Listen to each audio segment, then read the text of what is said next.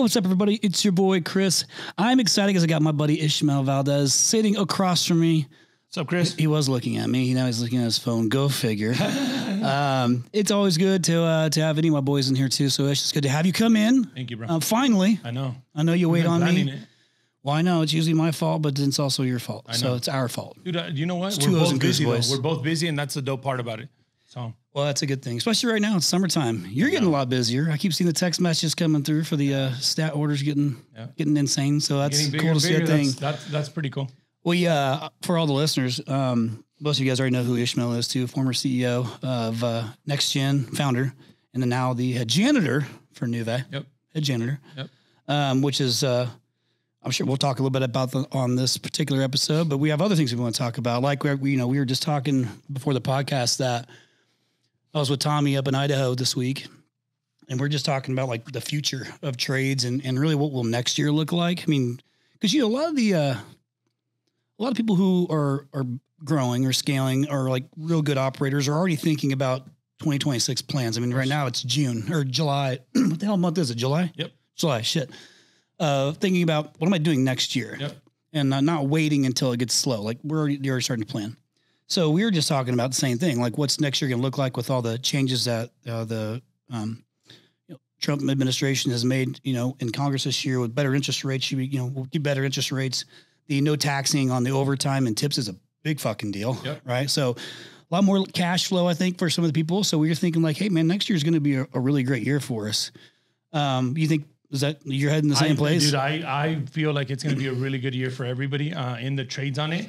Obviously, if he, I agree with most of the things that Trump's doing, but if he stops with this nonsense of deportation and all that, because whether we admit it or not, 38% of the labor comes from Hispanics and Latins and Mexicans in the trades. So obviously the agriculture got pretty fucked, hurt pretty bad. The restaurants, the hotel industry, like he had to stop doing that to them. Like it's going to get to the construction and like, he has to understand, like, we are a pivotal part in the construction side and in the economy in general. So I hope we come up with a good agreement where we could keep the good hardworking people of Mexican Americans here, and we could kick the scumbags out of here. Yeah, for sure. So what's interesting is I woke up this morning with a white landscaper in my backyard.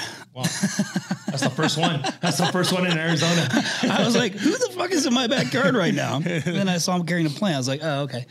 But I think that there's some changes starting to happen, but it's still subjective. Like there has to be a definitive rule on who you can and can't go after for deportation. Like shit, that's where it gets going weird. To job sites, like go somewhere else, bro. Like that's the one thing. Like those people are working. Like and they're obviously paying taxes. They're obviously working. Like get rid of the scumbags that are in the streets like at 2 a.m. right doing nonsense. That's the people you want to get rid of. But whether we come up to an agreement or not, I know the trades are always going to pull through and we're going to find a way to make them better. So I'm excited in general because I think the best years are coming in the next 2 to 3 years. There's things that I don't agree with him, but there's things that I do agree with him, like the tariffs and all the things that he's doing for the economy. And you could see it, man. You could see it. You go outside and it's fucking booming, bro.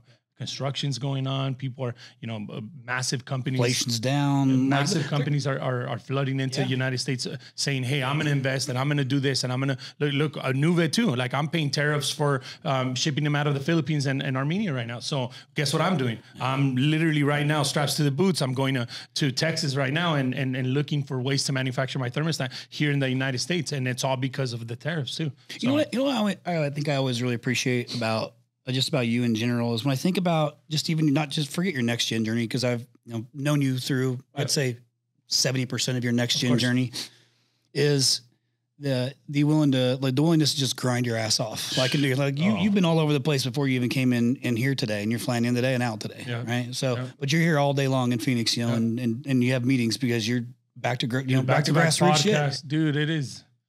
It is insane, man, honestly. And I was just talking to Tom Howard about this. I'm like, bro, I fucking hate you sometimes when I have to wake up knowing that I sold my company for a ton of money and I didn't have to wake up anymore. I don't have to like check what's going on with Nuve. I didn't have to like, sometimes I mess around with them and I tell them, bro, I fucking hate you, honestly. Like I could have been in the golf course. I could have been spending time with my girls. I could have been, you know, working out. I could have been like not checking on 200 employees that I have now. I could have been doing that. But on the flip side, like, dude, I've never been excited about a product and about a project this much. So I'm good, man. Yeah, dude, because your plan is to, it's you want to get to this, you got this 3-year plan to get to $1 billion valuation, 100%. Right?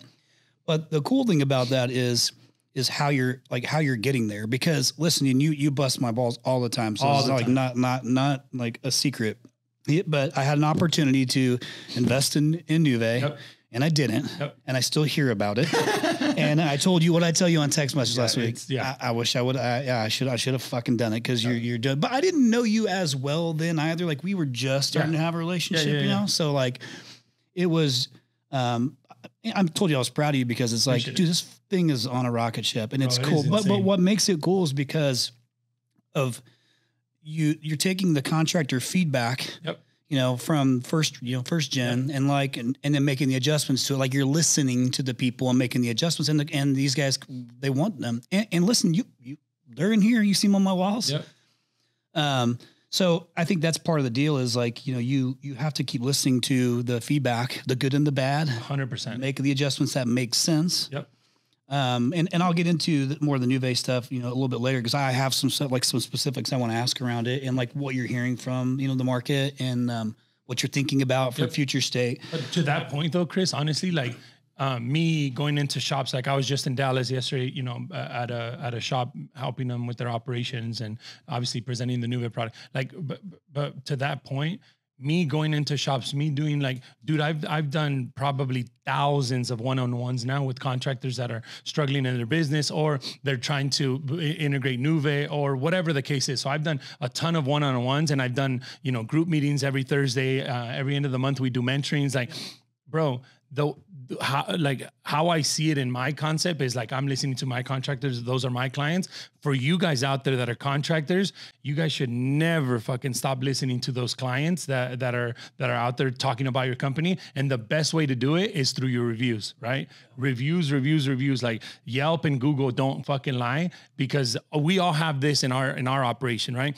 We have that one manager that, you know, a 1-star review comes in and they're complaining about a technician, a sales guy, an installer, whatever. And they're like, oh, well, that client's, you know, crazy. And that client, you know, we already went out there twice. And that, like, they're always coming up with something that to justify that review.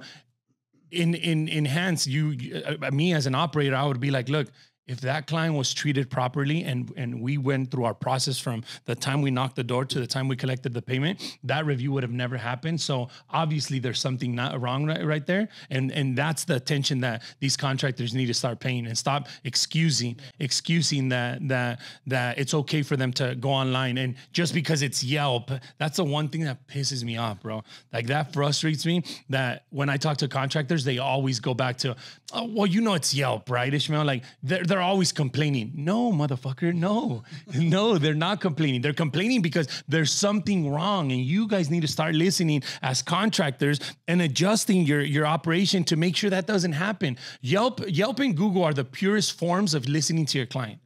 Yelp and Google are the purest form to listening to your clients, and these contractors have to do a better job of listening.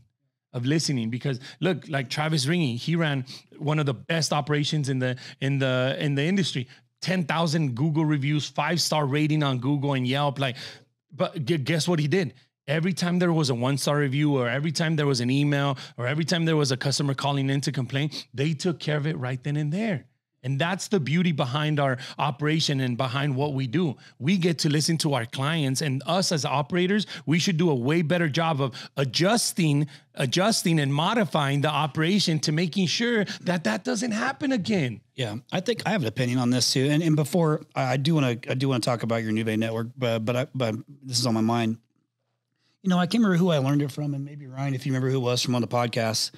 It was somebody had asked me, or said, you should always take a look. If you're at the top, if you're the CEO of the business, if you're a general manager, if you're a whatever in leadership, if it's you, just you're the technician, is you have to look at any of these situations, which by the way, every contractor fucks shit up. Like everybody messes stuff up. All the time. We mess stuff up often. And the worst thing we can do is not learn from it, And right? ignore it. And ignore it. Can't do that. So, but you also have to think like I have these conversations with people and I'll say, even though they're like 4 layers below me and something went wrong, I'm saying, what was my part in this? Like, and maybe it's like very far removed, but I'm still trying to think about, was there something that was broken? Was there a system I could have put in place better? Should I have checked out more? Like, and it challenges you to think about what is my role. Now you might not come up with anything, but if you switch your thinking to that way, I think you find more solutions faster. 100%. And I think that's a really good way for those that are you're leading to look at you and say, oh shit, I was looking for like, so you can't just be a technician and say, oh, Mrs. Jones, she's just a bitch. No. Now you still got to like try and figure out what it is. Now we know that some people can totally be unreasonable, and you're always going to have that, and that's part of being in business. But the one thing, like you said, you can't ignore it, and you got to do something about it. Because what's the number one complaint? And this goes to you. What is the number one complaint that every freaking contractor has for you? Where's the leads? Where's the leads? How come I don't have any leads? And it's like, bro, like, how do you expect to have leads when your Yelp rating is 3.8 with like 100 reviews and your competitor has 7,000 with 4.9? Like, how do you expect to have leads when your Google rating is 4.4 with 200 reviews and you have NexGen and Service Champions and ProScale and all these guys with 10, 20, 30,000 reviews, right? How do you expect to have that? How do you expect to get leads in the shoulder season and customers gravitate to your company when you're not doing your part? When you're not doing your part of making sure the operation's set properly, to making sure that every customer has the right customer experience to be able to go in there on Yelp and Google frictionless and start reviewing about your company. So operators out there that are always fucking complaining, and this is one thing that I learned in my mentorings that I'm doing with my contractors and the network that I'm growing with Nuve, is I am learning that these guys have fucking excuses for everything. And the dope part about like this, I don't know what other networks do or what other mentoring platforms do. They don't bullshit me, bro. That's the one thing. You cannot bullshit me because I've been through that fucking grind. I've grown a company 2 times already. I know what it is when customers are complaining. I know that when you're, coming up, if I come up to you and I say, hey, why do you have 4.2 star rating on Google and only 200? Oh, it's because I'm like, okay, cool. So you're not paying attention. That's the real problem. You're in business how many years? Yeah, exactly. Yeah. And I call them straight up, bro. And sometimes I feel like I go too far for them. And then I go like, man, they're not going to want to talk to me again. Bro, the next week, Ishmael, can we have another one-on-one, Ishmael? Or can you show me like how to, like, bro, like some of these contractors need to be called out on their bullshit.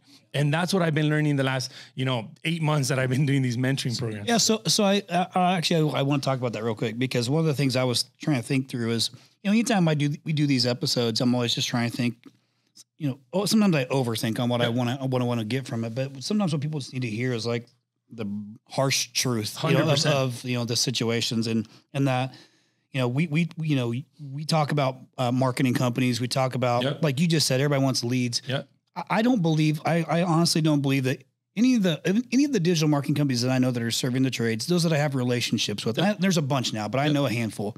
I don't think anybody is just saying, man, I can't wait to fucking take their money and suck 100%. For them. I don't believe that about anybody. I 100% believe it. I agree with you. But when you get bigger, it is harder because you have more people that you're responsible for that have to follow a process and way more pressure, and you have way more contractors. I think we have something like 1,200 clients or something crazy like that today.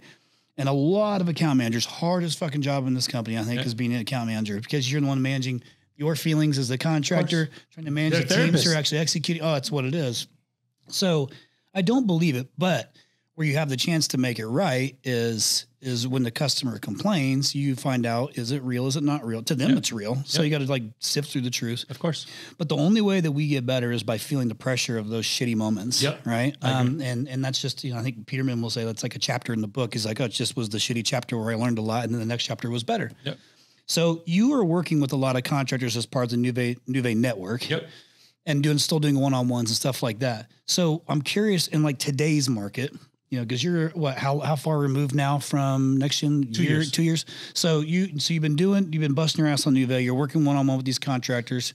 What are you hearing most from them now? Like, what's the biggest pain points now? And I'll bet you some of these are the same pain points that we hear all through, the last 20 years. But what are the most of the pain points that you're having to deal with now, or help them see that they're doing wrong or fixing or whatever? The main thing that most contractors are doing wrong that I'm like beginning to realize is that because you're a CEO, because you're a general manager, or you're in charge of an operation, what I'm seeing is that there's nobody on top of them to hold them accountable. So lack of accountability is probably one of the biggest fucking things that I've taken away from my Nuve networks, that one-on-ones and mentorings that I've been doing with these guys, that most of these operators are employee-based operators. They haven't graduated their mindset into being a CEO, into being an entrepreneur, into being an operator. Most of these guys, and I'm not talking about 1 out of 10. I'm talking about 9 out of 10 contractors that I'm talking to right now, that I'm trying to help them, fix their operation, or increase leads, or grow their revenue, or grow their profit, whatever the pain point that we're dealing with. 99, the vast majority of the fault falls in them, where since nobody's holding them accountable, there's really no metric for them to follow, and they have no direction. So they're just being employees again. And I'll give you a perfect example. There's this lady, Anidra, back east. I think she's in Tennessee, a $5 million company, and she's just having problems with recruiting and marketing, all this, right? And she shows me an email that she sent to her employees, and the email is like fucking 3 paragraphs with an intro, and I'm like, Anidra, you need to stop being an employee. You will never ever catch any real CEO operator. You will never catch Steve Jobs sending a 3-page email. Our emails are simple, man. We have no explanation to our employees. We just got to give them direction. And that's what I've been learning about these CEOs, that yes, most of the fault is in them, 100%. You can't be blaming the marketing company. You can't be blaming the weather. You can't be blaming the situation that they're in. You can't be blaming cash flow anymore. They got stuck in a place where it's their own fault, and they need somebody to get out there and give them direction. On the flip side, where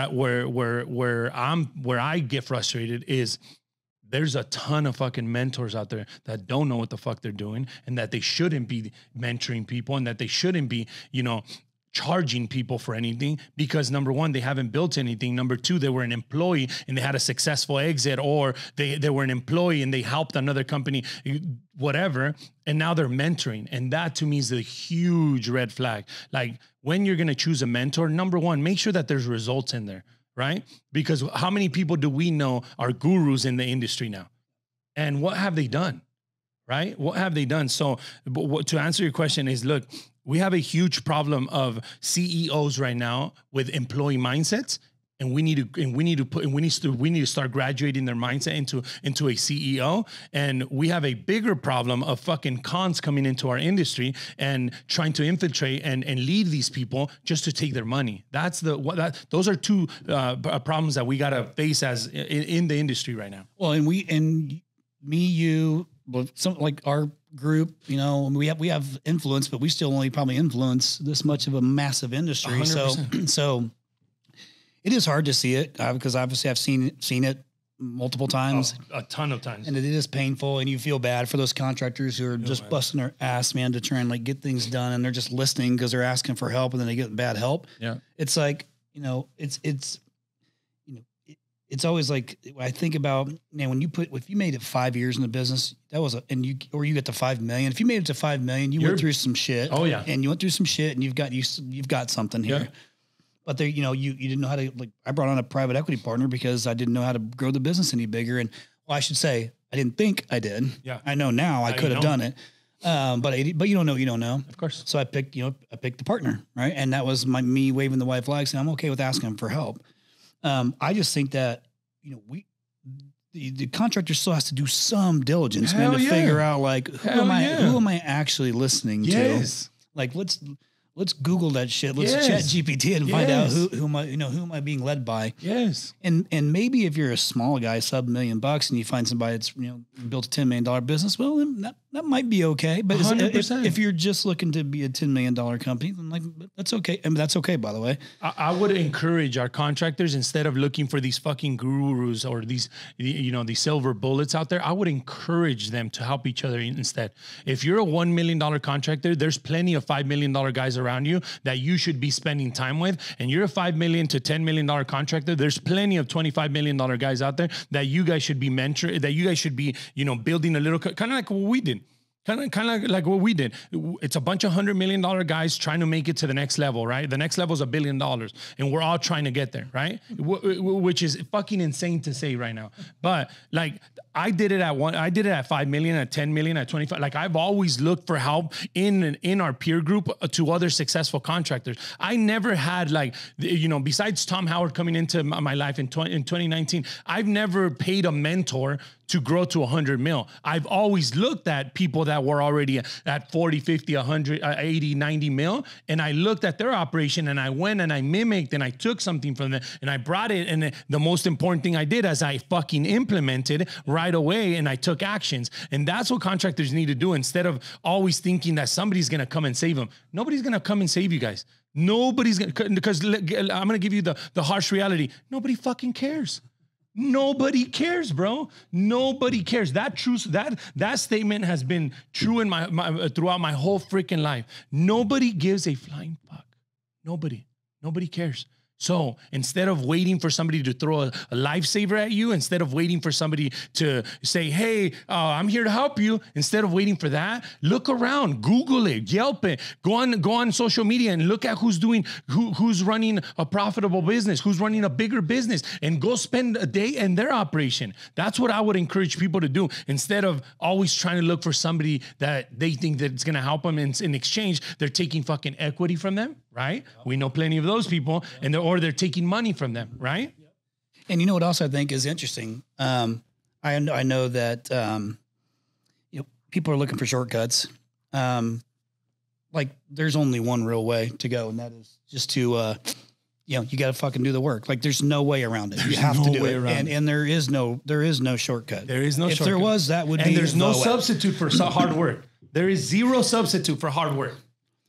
Yeah, well, and listen, here's another thing. All these new automation and AI tools and all the shit that's out there, and there's a bunch right there, and we talk about this frequently on here too. That's also not like an easy button. Like, no, you can't just implement the shit thinking things are going to get better. Like, that still takes somebody to focus on the integration of whatever the tool is.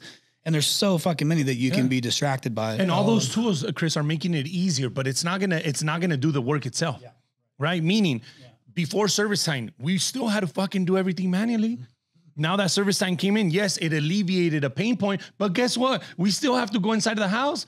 We still have to go in there and diagnose the system. We still have to go in there and present the options. We still have to go in there and close the deals. We still have to do that. So all of these things, tools that people are giving us, whether it's Chirp, whether it's service time, whether it's Nuve, whether it's whatever it is, yes, it's going to help you. Yes, it's going to give you a little bit of less friction inside of the operation. At the end of the day, you still have to do the work. Yeah. Do you have any? So since we're on this path, like, I've totally. This is a badass fucking episode, by the way. I totally went off track because we went down on tangent, and that's the shit that I love about doing on these podcasts, is when we kind of go on a tangent, because usually there's some really good shit in there. Of course. Since we're talking about AI and automation,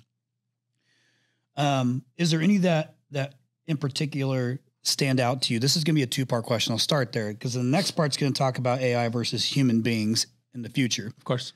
So, but what stands out to you in regards to AI automation? Like, and by the way, this isn't like, I didn't ask Ishmael this ahead of time, like asking him on the fly, but what are the ones that you right now think, hey, these are the ones that I think are people need to focus on making sure that they're keeping up with the customer service side of it, right? Meaning the customer service rep is going to get replaced no matter how we see it. Now, right now, it's a little bit iffy. It's not developed yet, where it has empathy, where it has common sense, where it has a little bit of back-end knowledge on the trades. It doesn't have the human touch of it, but it's going to get there, and it's going to get here fast. So what I would tell people, contractors in general, and this is for roofing, air conditioning, plumbing, every single sector in our industry, is that the first impactful AI tool is going to be replacing the CSRs, right? After we replace the CSRs, we're going to replace the dispatchers, right? And I know ServiceTime's been working on Dispatching Pro for 1,000,000 years, and they still freaking suck at it.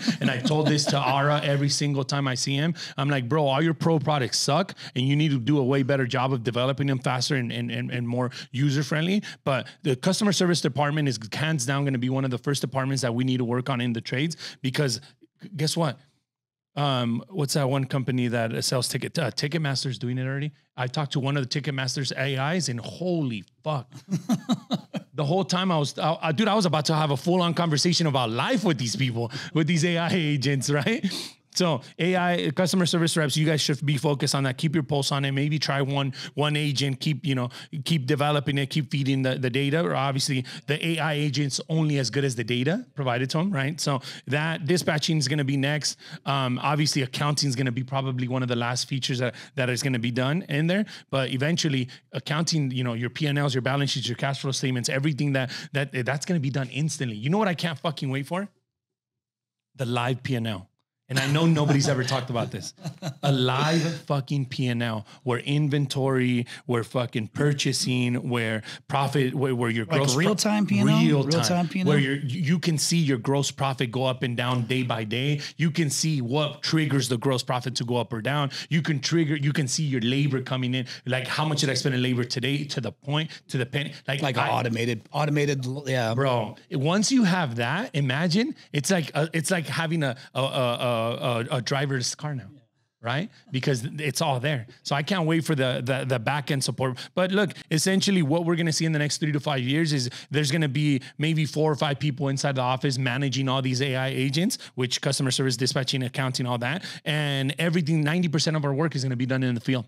90% until obviously robotics get here. And for people that think I'm crazy when I'm telling them this, and for people that think that it's not coming, there is no fucking chance. There is no, it is 100% certain in stone. I will bet every penny that I own in my life that robotics is going to replace plumbing, electrical, roofing, barbers, nannies, cleaning ladies. It's going to replace everything. These fucking robots are going to be doing brain surgery here pretty soon. You don't think they could look at a toilet and unclog it for you? You don't think they could have the radar visions where the water's coming from and go in there and weld it? You don't think that, they could go to a condenser and know that the capacitor is not functioning properly? Like, it is coming. No matter, bro, the good part is that robotics is going to, change the whole labor in our industry and change the whole labor in the world.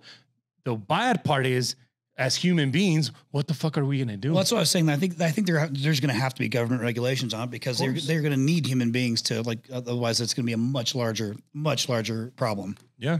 Everything. It's going to be, I mean, it is crazy to think about it. I used to do a presentation like, it's probably been, this is before COVID. And I would talk about, do you think there'll be a time whenever you're taking a shower and you run out of shampoo and you just say, order me some more shampoo? Yes. Amazon, right? Like and now it's here. But you could kind of see the writing on the wall coming, but that one was probably a little bit more believable. You don't think you're going to be able to say, hey, I want to trim my beard today. And you sit down in a chair and it starts trimming your beard? That would scare the shit out of me. You give a robot barber, a little thing to shave my neck. Do you know what I'm saying though? No. But it's coming though. It's coming. And us as contractors have to be more realistic and stop being so fucking delusional of thinking that robots aren't going to do it. Robots are going to be re-roofing. They're already doing it, but they're going to do it at a more efficient way. Dude, I just saw an episode I think I saw a video on Instagram. They just built a city in Texas with the machines that no labor was required. They built 200 homes in Texas. They're selling them for $350,000 to $400,000 depending on the size of it. No human was ever in that little city that they were building. No shit. And it was all with the robotics machine of just. I don't know if we just scared the shit out of everybody on here by having this conversation. And don't take my word for it. There's a city in Texas right now. There's 200 homes up for sale, and there's people moving into them right now. And you can see they're already moving in. And the other side of the street, you can see the machines building the houses. Man, I think 3 to 5 years is aggressive. I bet you it's a little further out than that. Whether it's, let's say it's 10 years. All you're trying to do is create some awareness around it. Yeah, I got you. And urgency too, man. These fucking contractors have no urgency for nothing. Yeah, I don't want them to hear. I don't want contractors to hear that and then be discouraged or be like, no, they should be excited. You should just keep grinding. And then, what happens is, like we were just talking about my marketing company as it evolves, like I have to keep getting better. I got to, it's not getting easier. It's getting harder. Yep. But I'm also trying to think ahead, like what do I need to be thinking about? Anna's trying to figure out how do we become better operators of this business? Like, they have to be thinking about, you don't focus on it. You're just thinking I'm not about saying it. go out there and fire your people because the robots are coming. I'm not saying that, but what you do have to do is make sure that you have make sure you have your eye on that too, right? The last thing you want is, an enterprise level private equity company, just order 10,000 robotics and you have no idea it's happening. And all these air conditionings are getting installed by robots and you're over there in La La Land getting your ass kicked. That's what you don't want. So what I'm telling you is, don't focus on it and don't think that it's coming today or tomorrow in 3 years, maybe not even 5 years. But guess what? It's coming. So start educating yourself on it. How am I going to deal with it, right? When it does come, just like you, right? Marketing is getting harder by the minute for you guys, right? AI is essentially going to do things that you guys never thought about, that we've never thought about in the marketing side of it, right? Now, are all marketing companies going to go out of business? Probably the shitty ones. And I hope they do, because there's a ton of fucking shitty marketing companies out there, a ton of them. So, and I wish, and I hope AI wipes them clean, but there will always be a room for marketing companies, and especially really, really good marketing companies like Rhino. Thanks, man. And I think that I'm actually gonna go back to one simple thing that I know that you're passionate about, and so am I, and that is the simple thing called brand. Yep. So let's just switch gears for a second and talk about. I feel like I've said this the last 5 years, but every year it seems like it feels more real, and that is that brand is the one thing that will never not be important, right? Like it is so incredibly important. Now, you know that I was able to acquire majority stake in Prolific. Thank you. And they, Prolific's done a couple brands for you. They've done a couple brands for me. They've done a shitload. DataCube. They did Legacy. Legacy. Oh, that's right. Legacy Roofing. Right, which is a dope ass logo. Thank you, Ryan. Ryan, yeah. Thank you, Ryan. Yep. Billboard looks badass up on the 17. I drive by it every night. Fuck yeah. I see more and more of the trucks coming into my neighborhood. Yep. We're expanding into Phoenix right now. Yeah, because you guys are up in, because I live so far north that my cabin's in Prescott. It's like an hour and 15 minute drive, so it's close. Yep. But I keep seeing you guys, more and more, which is cool. But, they did our Redbird Roofing branding, which is completely different. And it came out super clean. Came out good. Thank you. It's because the picture of me on there. and Chatty Boy. And Chad with his big burly beard that he doesn't really have. He wanted to look like a mountain man. And his vest, he probably had the vest on, huh? God, made him take the vest off. Thank you. Thank you. He loves that thing. Hey, Chad, the 80s called. They want their vest back. He's going to get you a vest for Christmas. But branding, let's just talk about for a second. You did such a great job with the NexGen brand because it was fucking everywhere. You drove in Southern California. It was all over the place. But even that, people will think about how hard it is to rebrand, and they're not thinking about actually the flip side of what the rebrand could be. It doesn't mean you need to change the name necessarily. 100%. Maybe it's just a refresh of the brand. Of course. Well, if you look at it from a couple different ways, it is one. It can also be really good for the culture of your business, for everybody to be a part of the relaunch, right? Because if you're trying to reset maybe a toxic culture or whatever, or had a shitty year, whatever, and you just need to revamp everybody, get everybody excited again. That's a great way to do it. I agree. Does it have some costs associated to it? Yeah, especially if you have a lot of rigs, you got to rewrap or whatever. But the upside is you have this really, you've got now this brand that you can be proud of. That hopefully, what I loved the most about Prolific, and obviously I'm friends with Antonelli and Kick Charge and all these guys. What I loved about it is when I went through their process, it was a longer process, but it was definitely more of how do we make the brand more of you? Because the biggest differentiator in anybody's business as the owner is you, the individual. Right? You are the difference. And I like that process because to me, I'm like, that feels really genuine to me, right? It's not just some fancy word or which a lot of people do. It's, there's, and people love it. And I think some of them are cool, but to me, what matters most to me is I want it to be, meaningful to me. And how Redbird Roofing worked out was, I live in Arizona. I'm from Indiana. I live in Arizona. I'm a big Arizona Cardinals fan. That's a red bird. There The Indiana State bird is not Larry Bird, which I always say. It's actually a cardinal. So so we didn't want to use cardinal. We wanted to use red bird, but the actual logo is a cardinal. So it connected me and Chad, you know, even though we're in two completely different states, and it was just kind of like that's creative, by the way. And the meaning of a cardinal is like, it's good luck. Yep. It's like, you know, so there was a lot of cool meaning to it, but he took me down that path, and I was like, cool, this felt really, really good when we created this brand. And I could feel really good about telling that story to the employees. You're like, oh, this makes sense. So a rebrand might be something that you think about for 2026. Yep. And if it is, I hope you use Prolific or at least give us a shot. But the other part about it is people's personal brands. So I wanted to kind of pivot to that. I'm starting to see more contractors on social media trying to create a social media or their own personal brand. Yep. What's your thoughts on a like, you know, even if you're an owner, or even let's just say you're even a sales rep, you're a whatever, a comfort consultant, whatever, fuck it. What do you think about people creating their personal brands under other different than the company name? Look, in the world we're headed right now, which is the AI world, and you're going to hear our artificial intelligence for the next 100 million years as the most impactful part of life that we're going to experience, right? In the world we're headed right now, the AI agents are essentially going to make and look everybody look the same.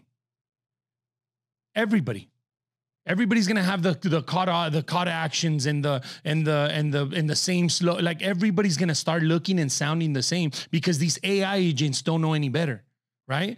The only thing that contractors could do, and this isn't just for contracting, this is for business in general. The best thing people could do right now is start telling your story online. Start putting a face behind your logo. Start putting a face behind your company, because that is the way that you're gonna be able to set yourself apart from all of these artificial things that are about to happen. Artificial, it's in the fucking word. Artificial. Everything's gonna become artificial. Everything's gonna be vanilla. Right? And the only way to go away from vanilla is that personal brand that you're going to be able to. Look, I'll give you a perfect example. Go on Twitter, go on Instagram, go on Facebook, and look at Tesla. They have 1 or 2 million followers. They have 1 or 2 million interaction. Go on fucking Elon Musk. There's fucking hundreds of millions of people following. Why? He is Tesla. And the reason why people love and enjoy and are obsessed with Tesla and buy stocks and all that is because of him. I promise you, if nobody ever would have met Elon, if Elon would have never came out of the woodworks and it was just Tesla, guess what he would have been? He would have been another Ford. He would have been another GMC. He would have been another Honda. Who the hell's the CEO of Honda? Who the hell's the CEO of Ford and GMC? And who's getting their ass kicked right now? Those guys are getting their ass kicked. Why? Because they came from the 1940 mentality of like, you know, we built the best car. Yeah, we get it. You built the best car. But Elon's kind of cool, man. And I love the technology behind it. And look, that guy, and this is just one example, right? One example. In a world of artificial intelligence, in a world of bunch of fucking vanilla, you guys need to start putting some flavor behind it. And the flavor is you. And that's the only way you guys are going to be able to separate yourselves from the competition. So start putting yourself out there. And look, some of us are camera shy, which is fine. And some of us don't want to be on camera. Guess what? There's somebody in your team that is a diehard rhino. And I'll give you a perfect example. You're the guy that was walking right here. What?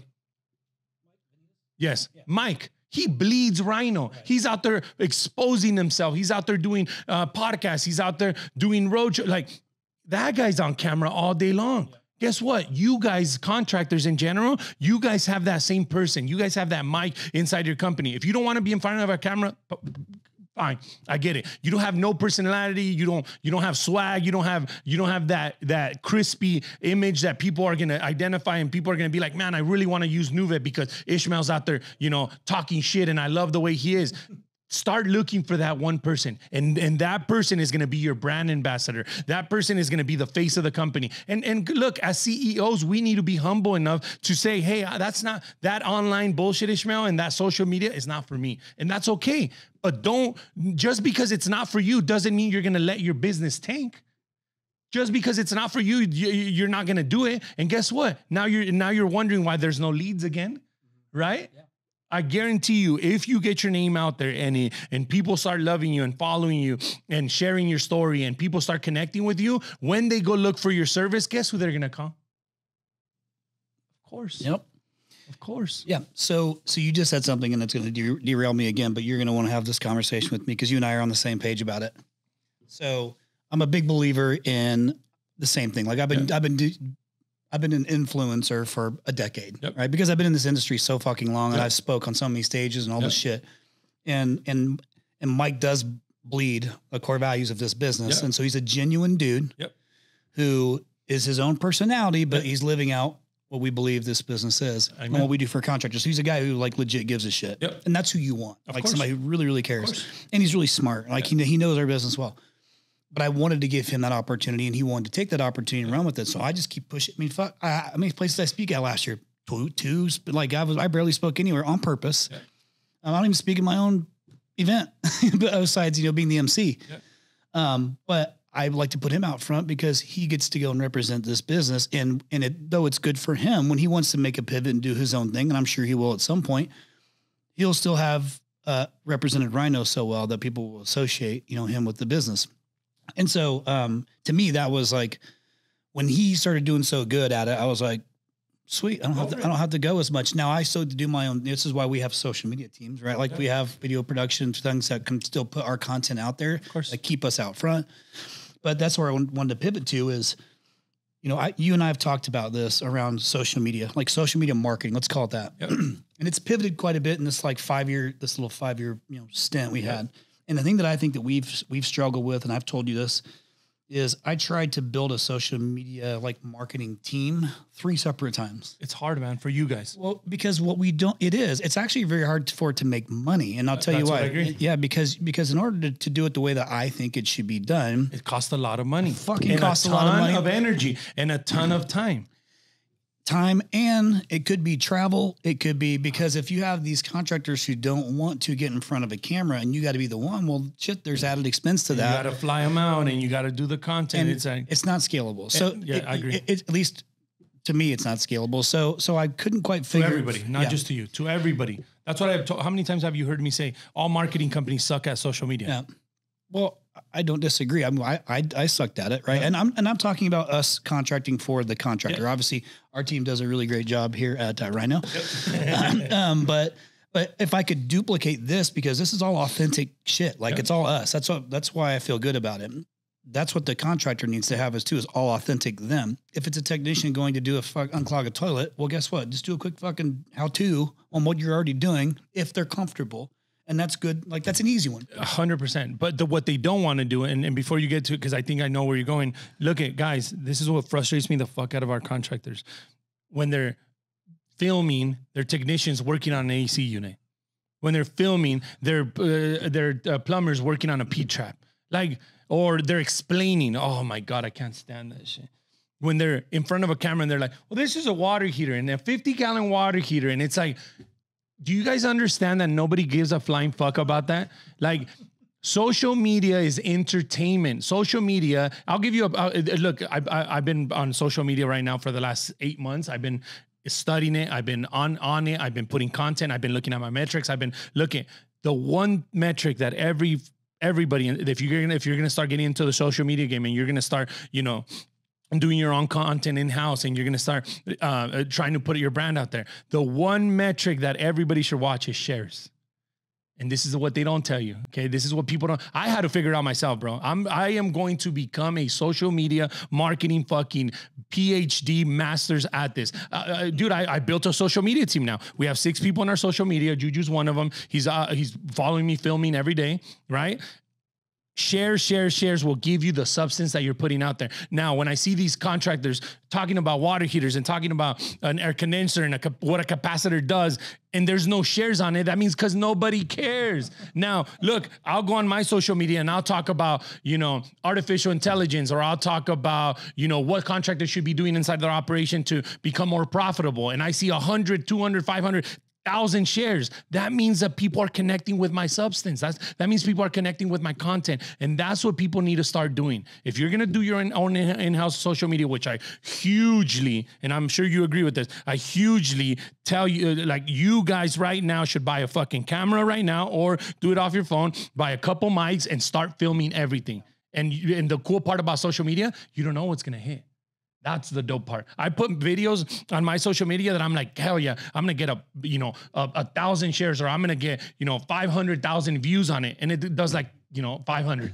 And then I'll put shit that I'm just chilling, or I'm in my car, or I'm talking shit. And 24 hours later, 600,000 views and 2,000 shares and 5,000 likes. And it's like, that's a fun part about social media. So yes, I'll let you finish the question, but please, guys, if you are going to do it fucking right. Don't half-ass it. Yeah. So I completely agree with you, because I do. You and I have talked about this topic like specifically, and it's, I still believe you have to have your own, like the best thing you could do is have your own in-house social team. Like today, I think you have to have that. And if you can't afford to grab one of your employees, you can grab an employee. I think that's a good second. That's a grab great a CSR. Grab anybody that's in the office that has some kind of personality. But all you need is really one person who can coordinate that whole thing. Yep. And if you get a social media manager or a coordinator or whatever you want to call it, who's in house, well, then they can manage that for you. Like they'll 100%. Be the one who sets up the meeting with Jill, the CSR, to go over X, Y, Z. Yep. You as a leader can approve what the topics are going to be. If you want, have them bring them to you. But that's where it's like, man, how have I never been able to figure that thing out? So I've tried to keep an eye on who are the people out there who I think are doing a good job, right? And there's not many. Like in the home services space, I can Tommy's doing an okay job. Like I've talked to him about this. I'm like, your social media sucks, bro, but it's better than 99% of people out there. Tom's getting into the game now, and I've seen some of his videos. They suck, by the way, too, Tom. But like nobody is doing social media right the way it's supposed to be. That's what I'm saying. So here's where I'm getting with that. The bar is low. I don't think that, I love that you bust Tommy's balls. I think Tommy's team does a great job. He's got a big team too. Yeah. But I'm talking about who's an actual like social media marketing company who's out there trying to do it right now. And I can only think of one person.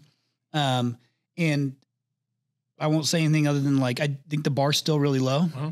So there's such an opportunity there. So I'm like, do I give this thing another go? And I'm not going to do that with Rhino. I would do that with Prolific. Done. Because that's a good play. It's brand. That's a good play. Be more about, it's like, it falls right into, we rolled out the email. I was able to get the president, Zach, over to be the president of Prolific, who brought his email marketing with him, which plays right into our brand messaging. Though. That's a good play. And I was sleeping on email marketing until he showed me what he was doing in his service type with the marketing pro shit for all the contractors. And I was like, okay, now he does it for Rhino. But there's a whole play there to build out Prolific and personal branding and social. And it's going to we're going to come up with the plan, and then guess who will buy it? Yeah. Right. I mean, that would make a lot of sense to me for longevity of the business. Yep. Maybe it doesn't play out that way, but that's the way I'm thinking about it. Dude. And you gotta try it though. You got to do it now, because bro, this social media wave is just started, by the way. Like, I know people think that social media has been around forever, and like, no, it's been around forever, but nobody's really capitalizing on it, and nobody's really doing it properly. It just started right now. Like, for the last year, people are addicted to social media. If you look at everybody's apps, I guarantee you, 80% of apps are being used on social media, or social media is 80% of their usage. The other one is text messaging and calls and all the things that they need to. But social media is 80 to 90% of people's usage. And guess where everybody's at right now? In their freaking phone. You go to the airport, guess what they're doing? You go to the gym, guess what they're doing? You go to the grocery store, everybody's addicted to their phone. And us contractors have to do a way better fucking job of getting inside that phone, which leads me to the custom apps, right? One of the dopest things that we came up at Nuve was the custom apps. Like, having a custom app inside that home, it doesn't say Nuve. They don't even look for Nuve on the app store. They're looking for NexGen. They're looking for Service Champions. They're looking for whatever company you own. They're going to go on the app store. They're going to look your name. They're going to download that app with your logo and control their thermostat. That is what contractors need to focus. Personal branding. How do I get and stay on this fucking phone? This is not going anywhere, by the way. Yeah. The fancy glasses are coming, and you're going to be like, this is still going to be around. Yeah. So let's actually just transition into some Nuve stuff real quick too, because I do love that on 4th of July, you could send your personal messaging. I saw some of those, which is pretty cool. So I love that you can personalize it to the individual contractor, right? And they can personalize their own message in it, which is cool. I do like has the new gen model rolled out already? December version 2.3 comes out. It is the sexiest fucking thermostat in the market. It's thinner. It's got a sleek aluminum bezel. It is a round screen. It's got a CO2 sensor in there. It's got a 5G. It's got a ton of dope shit for you guys. Yeah, so, it looks cool. I think it's less abrasive on the wall, right? Because it's much smaller and skinnier. But you can modify like the color brightness, like all the fun things. Yep. So it is it's progressing, and I'm assuming you got some of this feedback from like the contractors, and you're like, okay, these ones make sense, this one don't. Yep. But it's more than just to me, you have to pay attention to this is more than just selling stats to be able to hit your $1 billion valuation. Like you have to have good customer service, you got to have good technology updates, production, a ton of investment. I thought that Armenia.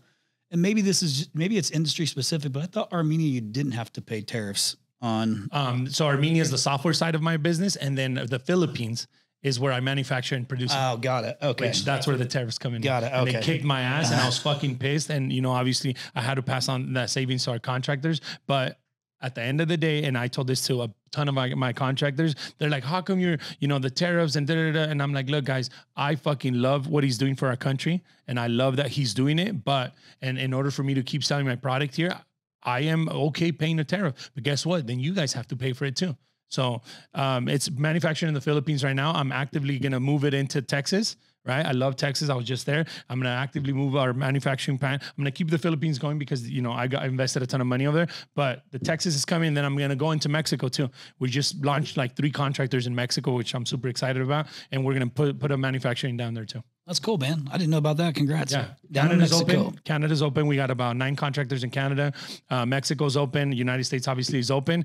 Next, we're going to tackle Australia. We got a ton of contractors that are reaching out to us saying, hey, we want the product. So this is a worldwide product, bro. This is the dopest one of the dopest things I've ever done in my life, honestly. And then after you're done with Nuve, you're moving on to the education world, and then you're going to go in. Yeah. I'm just saying, like, if I remember from our conversation, it was, your plan is, your 3-year plan, your thermostat is like the focus, but then you want to make an impact on education overall. And then also I know you're super passionate about wanting to get in Mexico and start doing what you can do. We need to, man. We need to fix that fucking educational system.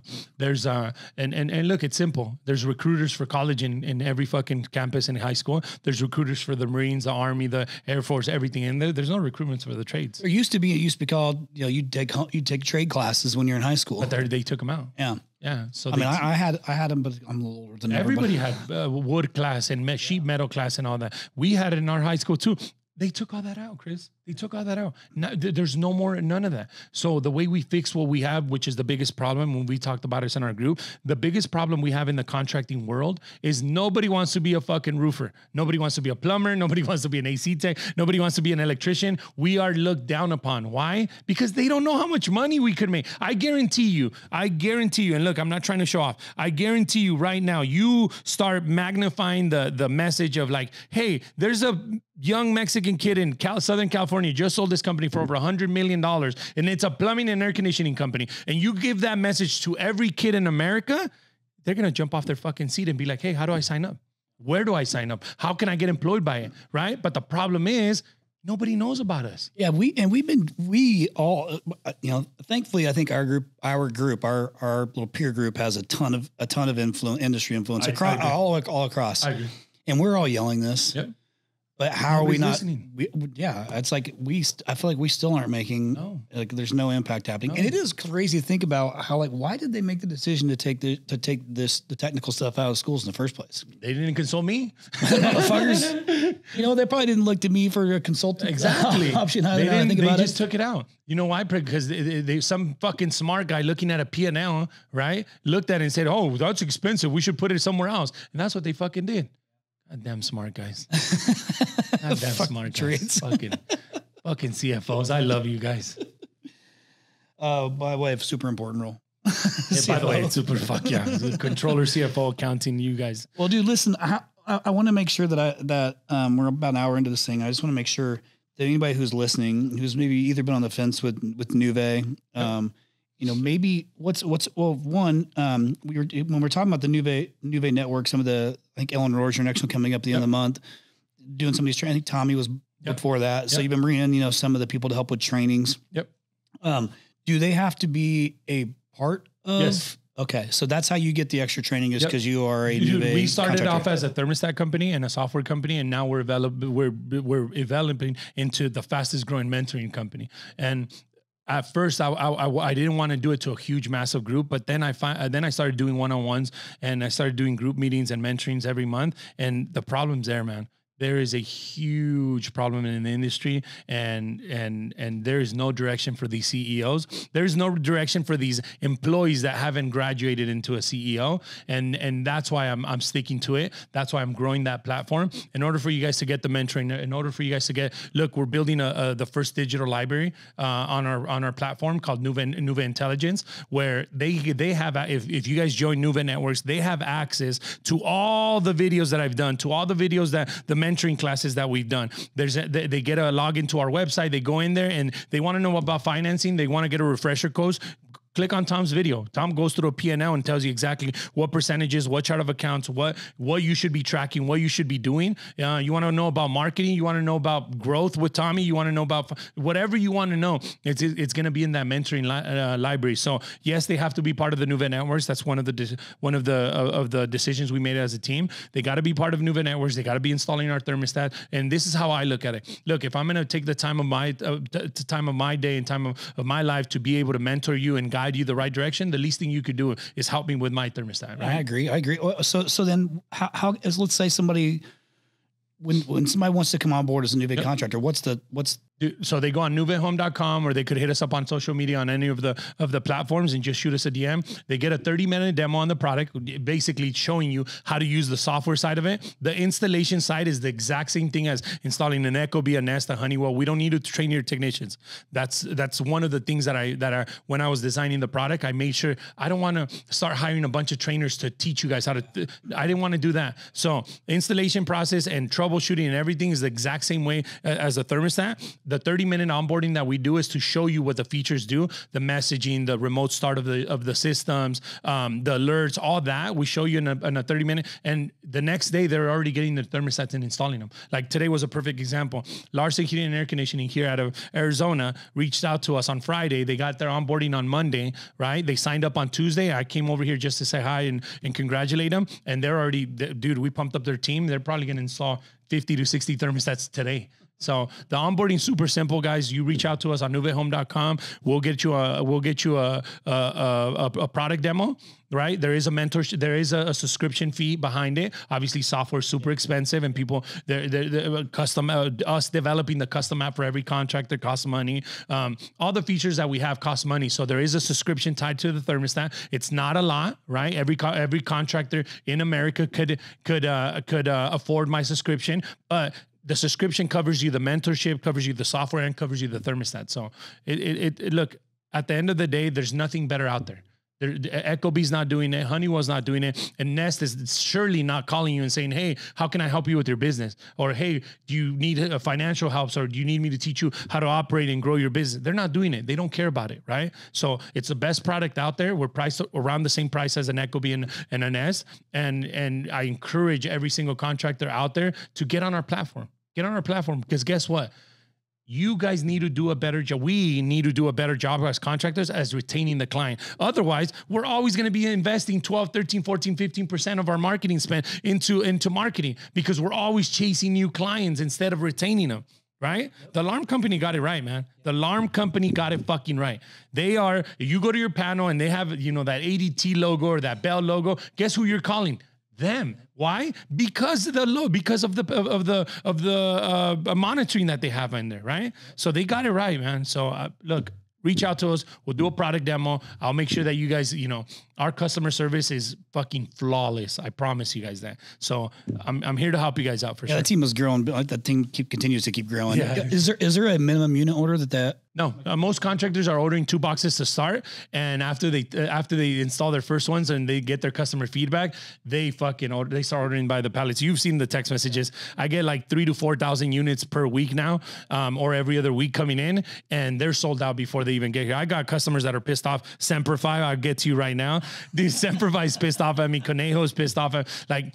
All our top 100 dealers that are ordering by the pallet now are pissed off because we can't keep up with it. But I promise you guys, we're, you know, maybe a week away from getting 5,000 to 10,000 a week now, every single week. So I know it's insane. I know. I told you. But you know what? I should have been more transparent with you of telling you, like, bro, I am about $20 million deep into this project. So I am not like here to like, hopefully it works. I am going to make sure this fucking project works, and I am going to make sure we take it worldwide. I will say, like, over the last 2 years when I've gotten to be a lot closer with you, yep. I for sure would have bet on you. I didn't know you as well then, but yeah. I'm super happy for you. It's cool. Listen, it's cool. We put them in here. We have the I think we have the most current yep. model that's in here, you know, yep. around the Rhino office, and they're glowing orange and blue. Yep. Depends on the day, how I feel. But it is cool to see, you pushing this thing. And I legit think it's fucking awesome. Like, I think it's great. And I think the contractors are starting to obviously see that as well. Because shit, you get 4,000 unit orders, this week I saw the one that came through. I know. That's incredible. Our goal is to do 50,000 units this year. And then our goal for next year is 250,000 units. If we could install 250,000 units next year, holy fuck, we are going to kick Google's ass. We're going to kick Ecobee's ass. We're going to kick those guys' ass. We are against those fucking tech companies. We're going to kick their ass all day long. Well, listen, dude, I appreciate you coming in Phoenix just to see me and me only. And then you made time for the others because you're coming in to see me. I think that's how that really goes. But it is always good to have you in here. Anytime we do a podcast, so I feel like it always is like, always good. It's always good trying shit. To help them. And, I think that to all to all the listeners, it's, I've seen the results of just the Nuve network stuff that's happening, and the volume of people actually fucking attending it and staying, says a lot about, the quality of them. It's not just another random call. I appreciate it. So it's cool to watch you, scale this thing. Congrats on Prolific though. Honestly, Prolific is going to do some amazing things. I've said it before. The one thing that can happen to another company is competition, right? Competition is what makes fucking companies light a fire under their ass and actually become a better company. Perfect example, ServiceTime. Yeah. ServiceTime has been ServiceTime for the last 3-4 years, and they don't seem to fucking get their head out of their ass because they don't have competition. I guarantee you right now, if there was a competitor to ServiceTime, those guys would keep developing their app and keep developing their software and give us everything that we need as operators. Instead, what's their competition? Fucking House Call Pro. It's like, you know what I'm saying? There's the same thing with Google. Google has been Google for the last 15 years. And until somebody comes in, which ChatGPT, Gronk, all those guys are coming in, which I'm not saying they're going to replace them, but now what's his name? Sergey? He came out of retirement. He came out of retirement because he knows he's about to get his ass kicked. That is the one thing that I love about what you're doing with Prolific. There's, a couple companies out there that had led the way and that, have gotten comfortable and, own most of the market share. And I can't wait till you kick their fucking ass. And I know Tommy owns some of it, but it's all friendly competition. It's only going to make his company better, and it's going to make you better too. Yeah. I mean, listen, they bought a marketing company and rolled it in. So but we're buddies. We don't care. But mine's much bigger. Exactly. And we're here to, dude, I guarantee you one thing, Tommy or myself or anybody that's close to you will not do something to make sure that you fail. We will do anything to make sure that you succeed. So you bringing on Prolific and however we can help you as contractors or whatever we can do, obviously we're here to help you, bro. Yeah, I appreciate that. Well, listen, anytime you want to come in here and do this, I'm always down because we always come up with some good shit. Like when I talked to Ishmael beforehand, like literally we didn't prep. We just said, hey, let's come in, like let's just shoot the shit, and that's when that's when these are like I said, that's when these are the most fun. So I would encourage all the listeners, to give it a shot. Like, what do you get to lose? The worst case scenario, you got a great mentoring group that you're going to get some education from, and you got a cool looking thermostat. Amen. That you can send specific messages to your clients. You're going to read that message on their thermostat and have to clear it. So they got to clear it. So they're going to read the messaging. It's pretty cool. You can send whatever you want. We're about to, and look, to end it off, where we're at in our journey, we just landed a full integration with ServiceTitan. They're going to treat us as one of our marketing sources now, just like an email, just like a text message. They're going to be able to schedule a technician from the thermostat and their app. Meaning, if you have a technician close by and they need you, 1 p.m. today, click confirm, technician gets dispatched all the way to the board on ServiceTitan. The call gets logged into whatever technician is close by, and it gets automatically assigned to the technician. So we just landed that. We're going to announce our huge partnership at Pantheon, and we're rolling out version 2 at Pantheon. So I'll see you guys there. Oh yeah, I'll be there too. Well, listen, okay, quick recap. Whether it's, Nuve thermostats, if it's, you're focusing on AI, we talked about social media, whatever it is, like, figure out which one of those, you want to run with, and just, and don't half-ass it. Like, find one and actually go in and actually do something with it. And if you fuck it up, change up how you're doing it and try it again. Learn from it. Keep listening to podcasts, keep, trying to reach out to people who can, help you. If you want to reach out to Ishmael, Ish is, he makes himself available to pretty much everybody, but do something at the end of the day. So, but you don't got to do everything, but you got to do something. No 0 days.